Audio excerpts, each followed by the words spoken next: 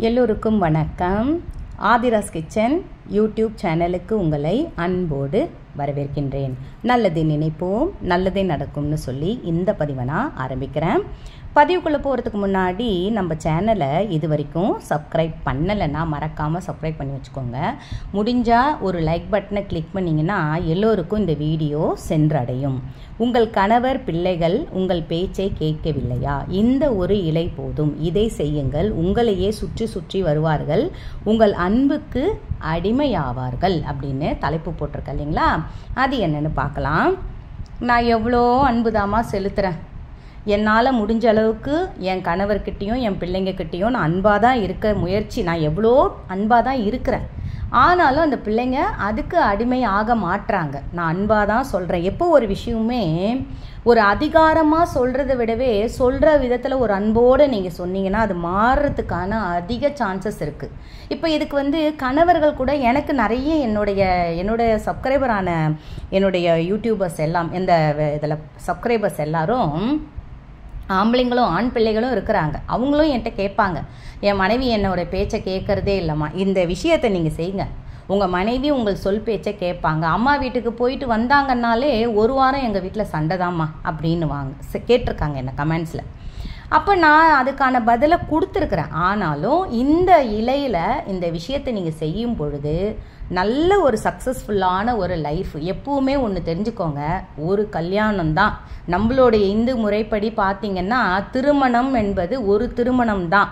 அந்த ஒரு திருமணத்திலேயே நம்ம சக்ஸஸ்ஃபுல்லாக வாழ்ந்து காட்டணும். ஒரு சிலர் நான் என்ன கூட பழகிறவங்க 50 வருஷம் கொண்டாடிக்கிறாங்க. 50th ஆனிவர்சரி அப்படின்னு இல்லைங்களா? 50வது வருஷம் கல்யாண நாள்லாம் கொண்டாடினவங்க என் கூட பழகிறவங்க.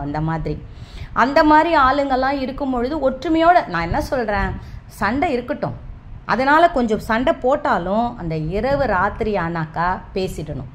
ரொம்ப நாள் நீடிக்கிறது, இந்த பிரிஞ்சு இருக்கிறது, அதெல்லாம் முடிஞ்ச அளவுக்கு அது ஒரு நேரம் சரியில்லை, ஏதோ ஒரு நேர காலம் அது சொல்லுவாங்க. ஒரு சில நேரம் அந்த மாதிரி கரக நேரம் நம்மளை அப்படி பிரித்து வைக்கும் அப்படின்னு ஒரு சிலர் இருப்போம், ஒரு சிலர் இருந்திருப்பாங்க. அதையும் நான் ஒத்துக்கிறேன். ஆனால் நீங்கள் இந்த விஷயம் மட்டும் நான் சொல்கிறத கொஞ்சம் கேட்டுக்கோங்க. ஆண்களாக இருந்தாலும் பெண்களாக இருந்தாலும் இந்த ஒரு இலையில் நீங்கள் இந்த விஷயத்தை செய்யும் பொழுது கண்டிப்பாக சொல்கிறேங்க, அது நான் சொல்லியும் என் கணவர் கேட்கலாமா, நான் பேசியும் எவ்வளோ பேசி பார்த்துட்டேன், எவ்வளோ சொல்லி பார்த்துட்டேன். இந்த ஊதாரித்தனமாக செலவு பண்ணுறாரு, தேவையில்லாத பொருளெல்லாம் வாங்குறாரு, இதெல்லாம் எனக்கு பிடிக்கல அப்படின்னு சொன்னால் கேட்க மாட்டேங்கிறாரு. நான் சொல்கிறத அவர் கேட்குறதே இல்லை. நீ உனக்கு நான் எனக்கு நான் வாழ்வோன்னா அது கேட்கறது இல்லை அப்படின்னும் போது வேறு ஒரு பெண்கள்கிட்டலாம் என்னை தவிர மற்ற பெண்கள்கிட்டலாம் நல்லா சிரிச்சுதாமா பேசுகிறாரு அப்படின்ற கமெண்ட்ஸ்க்கு எல்லாமே இது ஒரு நல்ல ஒரு ரிஃப்ளெக்டாக இருக்கும் உங்களுக்கு. அப்படி என்ன இலமா அப்படின்னு பார்த்தீங்கன்னா, இந்த பூவரசு மரம் நீங்கள் கேள்விப்பட்டிருப்பீங்க. நம்ம அந்த 90s கிட்ஸுன்னு சொல்லுவாங்க. அதில் 90களில் அதெல்லாம் கிடையாது. அது காலங்காலமாக இருக்கிற மரம். அதில் கொஞ்சம் கம்பளி பூச்சி இருக்கும். கொஞ்சம் கவனமாக அந்த எடுங்க. பூவரசு இலை கேள்விங்கன்னா யார் வேணாலும் சொல்லுவாங்க. மஞ்சள் கலர் பூ பூக்கும். அதில் அந்த பூவரசு இலையை கொஞ்சம் பறிச்சுட்டு வந்துடுங்க.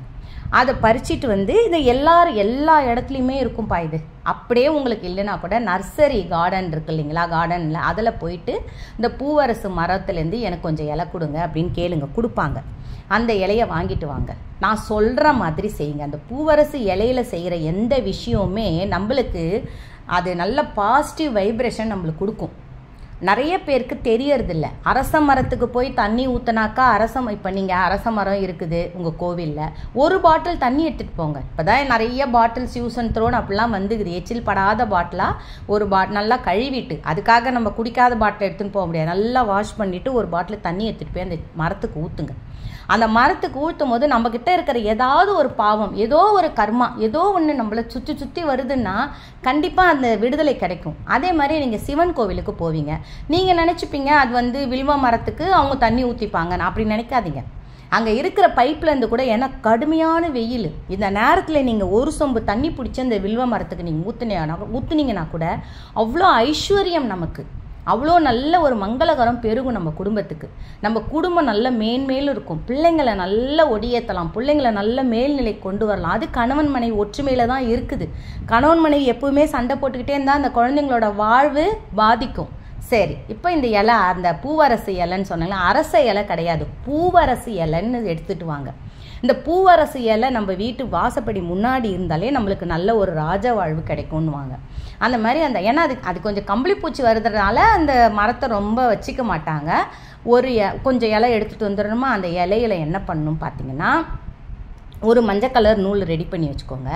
அந்த இலையில உங்களுடைய கணவர் பெயரை எழுதுங்க. இவர் எனக்கு என் பேச்சை கேட்கணும், அதுக்காக நான் மாமியார்கிட்டேருந்து பிரிக்கிறேன், புருஷன் மாமனார்கிட்டேருந்து பிரிக்கிறேன்லாம் கிடையாது. ஒரு சிலர் எங்கள் அம்மா தான் ஒஸ்தி, எங்கள் அப்பா தான் ஒஸ்தி, எங்கள் அக்கா தான் ஒஸ்தின்னு பேசுகிறவங்க, இந்த மாதிரி உங்களை கண்டுக்காமல் விடுறவங்களுக்கு தான் இதை நான் சொல்லுவேன். பிரிக்கிறேன், அம்மா அப்பாவும் நம்மளுக்கு கடைசி வரைக்கும் முக்கியம்தான், யாருக்காக இருந்தாலும் சரி தான் சொல்கிறேன். தாய் தகப்பனை யார் மதித்து நல்லா வச்சிருக்கிறாங்களோ அவங்க குடும்பமும் நல்லாவே இருக்கும். பெரியவங்களை மதிக்கிறவங்க நல்லா கவனிச்சு பாருங்க, மார்வாடிகளை பெரியவங்களை நகை கடையில் கூட்டின்னு வந்து வயசானவங்களை தெய்வம் மாதிரி உட்கார வச்சுருப்பாங்க. சும்மாவாவது உட்காந்துக்கிட்டு இருங்கம்மான்னு உட்கார வச்சுருப்பாங்க. அதனால் அவங்கள பிரிக்கிறேன்னு நான் சொல்ல மாட்டேன். அன்பு செலுத்தணும், என் கணவர் என் மேலே உயிராக இருக்கணும்.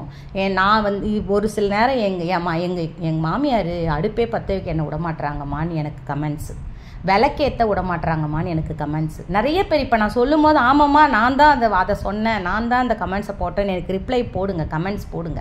அந்த இலையில என்ன பண்ணணும் பார்த்தீங்கன்னா, கணவர் பெயரை எழுதி அதேமாரி பிள்ளைகள் பெயரையும் எழுதி, இவர்கள் என் அன்புக்கு அடிமையாக வேண்டும், நான் அன்பு செலுத்துகிறேன், நான் உயிராக தான் இருக்கிறேன், எனக்கு என் குடும்பம் தான் எனக்கு முக்கியம்னு நினைக்கிறேன், என் கணவர் என்னிடம் உயிராக இருக்க வேண்டும், அன்பாக இருக்க வேண்டும். அந்த எழுத்து எவ்வளோ எழுத முடியுமோ, நீங்கள் நீல கலர் பென் வச்சு எழுதலாம், சிகப்பு கலர் பென் வச்சு எழுதலாம். சிகப்பு கலர் பென் எதுக்குன்னா திருத்தறதுக்காக சிகப்பு கலர் பயன்படுத்துவோம். இல்லை நீங்கள் பெண்ணு வச்சு எழுதலாம், இல்லை மஞ்சள் குங்குமத்தை கலந்து அந்த வெறும் குச்சி தொட்டுக்குன்னா அதில் கூட எழுதலாம். ஐஸ்வர்யங்க அதை எழுதி அது மேலே கொஞ்சம் பச்சை கற்பூரத்தை தூவி இதை சுருட்டுங்க. எப்படி சுருட்டணும்னு பார்த்தீங்கன்னா, அந்த நுனி இருக்கு இல்லைங்களா, அந்த நுனியிலேருந்து சுருட்டி மேலே கொண்டு வரணும். அதை கொண்டு சுருட்டி மஞ்சள் நூல் போட்டு கட்டி ஒரு சொம்பு எடுத்துக்கோங்க, பித்தளை சொம்போ இல்லை ஏதோ உங்ககிட்ட ஒரு சொம்பு இல்லை ஒரு கண்ணாடி டம்ளர் இருக்குமா, ஒரு கண்ணாடி பாத்திரம் இருக்குதுமா, அதில் போட்டு அந்த முடி போட்டு நல்லா முடிச்சு போட்டுருங்க. அந்த இலை கூட இன்னொரு விஷயம் சொல்ல மறந்துட்டேன், ஒரே ஒரு வசம்பு அந்த எழுதுனீங்க இல்லைங்களா, அது கூட ஒரு வசம்பை வச்சு சுற்றுங்க. ஏன்னா வசியம் ஆவார்கள். அந்த இலையும் அந்த வசம்பு அந்த பெயரு அந்த பச்சை கற்பூரம் இது எல்லாம் சேரும் இடத்துல கண்டிப்பாக உங்கள் கணவர் உங்கள் பேச்சை கேட்பார். இது ஒரு உண்மையான உண்மை. நீங்கள் செஞ்சு பார்த்துட்டு எனக்கு சொல்லுங்கள். ஏன்னா நான் இதில் நான் அந்த வீடியோவில் சொல்லியிருக்கிற அத்தனை பேரும் எனக்கு கமெண்ட்ஸ் பண்ணுங்கள். இந்த வீடியோவை பாருங்கள், முடிஞ்ச அளவுக்கு இந்த வீடியோவை லைக் கொடுங்க. எனக்கு இந்த வீடியோ ஒரு கொஞ்சம் பேருக்கு போகும், இது பார்ப்பாங்க, அவங்கவுங்களுக்கு இது பயனுள்ளதாக இருக்கும்னு நான் நினைக்கிறேன். அதுக்கப்புறம் அந்த இலையை எப்போமா எடுக்கலாம், ஒரு வாரத்துக்கு ஒரு இலை வைங்க. வாரம் வாரம் அந்த இலையை மாற்றி வச்சுக்கிட்டே வாங்க. நீங்கள் என்னைக்கு வேணாலும் செய்யுங்க, இப்போ பார்த்தா கூட இப்போ செய்யுங்க. மாதவிடாய் சமயத்தில் செய்யலாமான்னு கேட்காதீங்க. சுத்தபத்தமாக குளிச்சு முடிச்சுட்டு பிரம்ம முகூர்த்தத்தில் செஞ்சீங்கன்னா கூட ரொம்ப நல்லது. ஏன்னா கணவன் மனைவி ஒற்றுமை குடும்பத்தை மேல் நோக்கி இழுத்து செல்லும். நல்லதே நடக்கும், வெற்றி நிச்சயம், வாழ்க வளத்துடன் சொல்லி இந்த பதிவை நான் நிறைவு செய்கிறேன். இன்னொரு பதிவோடு உங்களை நான் மீட் பண்ணுறேன்.